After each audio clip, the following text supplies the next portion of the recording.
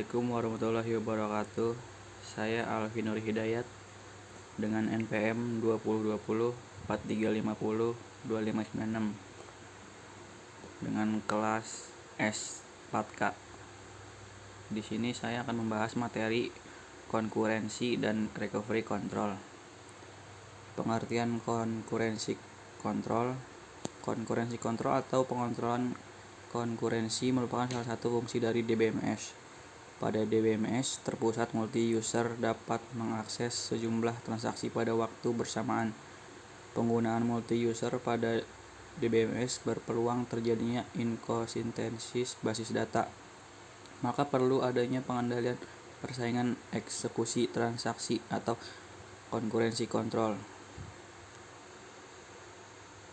Transaksi yang konkuren banyak dipilih dibandingkan transaksi secara serial.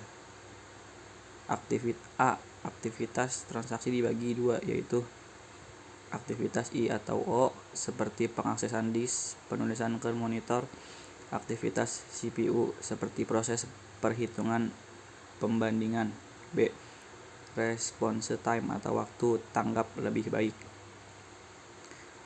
Permasalahan yang terjadi dalam konkurensi, loss update atau modifikasi yang hilang, uncommitted dependency atau ketergantungan yang tidak sukses,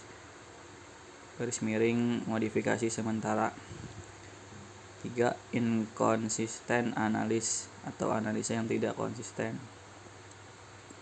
Di sini loss update atau modifikasi yang hilang, masalah operasi yang sukses dari seorang pengguna kemudian ditindih oleh operasi update. Di sini T1 waktu T4, T1-nya X sama dengan X10, modifikasi yang dipakai. T2 X sama dengan X plus 100, hilang modifikasi. Keterangan modifikasi pada T2 akan hilang karena T1 akan memodifikasi tanpa memperhatikan modifikasi dari T2 pada waktu T3. Di selanjutnya uncommitted dependency atau ketergantungan yang tidak sukses atau modifikasi sementara. Masalah terjadi saat suatu transaksi membaca data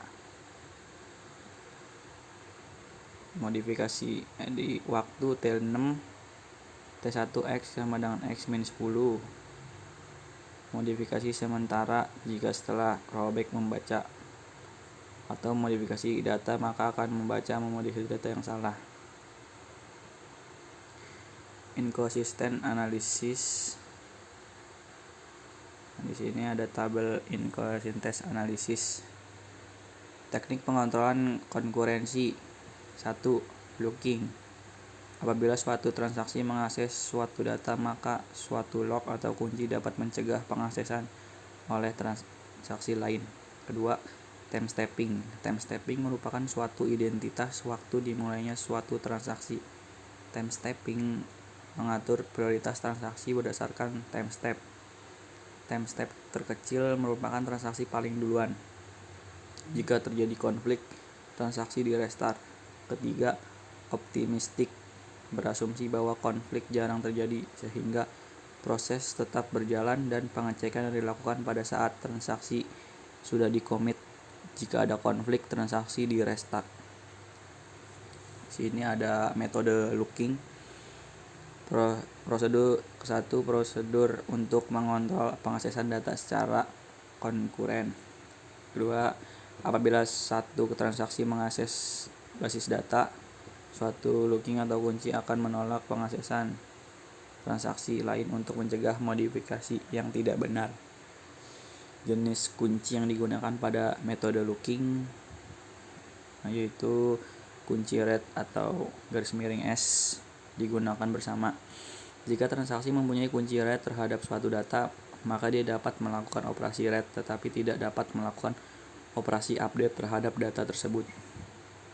Di kedua, kunci white _X atau eksklusif.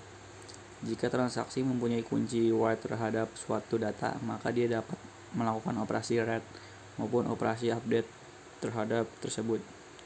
Di ketiga ada matrix looking dengan tabel S true, X false, X false, X false.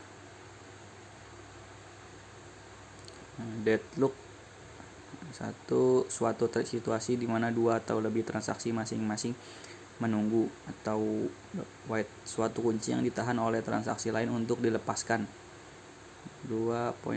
Poin kedua, teknik menangani deadlock prevention atau DMS mengamati transaksi apakah menimbulkan deadlock dan tidak akan membiarkan deadlock terjadi.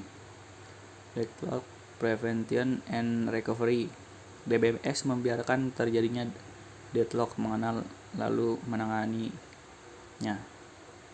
Di sini ada tabel transaksi deadlock. Selanjutnya timestamp.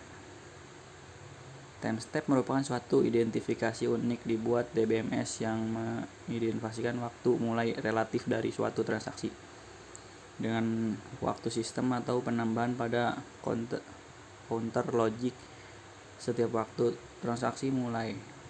Suatu protokol yang menyusun transaksi secara global, di mana transaksi yang tertua, transaksi dengan timestamp terkecil, mendapat prioritas utama dari konflik transaksi tersebut.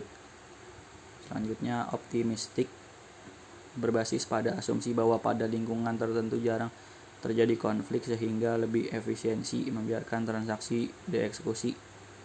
Kemudian pada saat akan dikomit, diidentifikasi apakah akan timbul konflik. Jika ya, maka transaksi harus di rollback atau diproses ulang. Selanjutnya ada recovery control. Recovery control basis data merupakan suatu proses penyimpanan kembali basis data pada keadaan yang benar sebelum terjadi kegagalan (failure). Dan di sini ada penyebab dari kegagalan. 1. Sistem crash atau kerusakan sistem. Akibat kesalahan pada perangkat keras atau lunak menyebabkan kehilangan memori utama. 2. Media failure atau kegagalan pada media. Media tidak dapat dibaca menyebabkan kehilangan sebagian dari penyimpanan sekunder. 3. Application software error atau kesalahan pada perangkat lunak. Kesalahan logika yang mengakses basis data menyebabkan satu atau lebih transaksi mengalami kegagalan.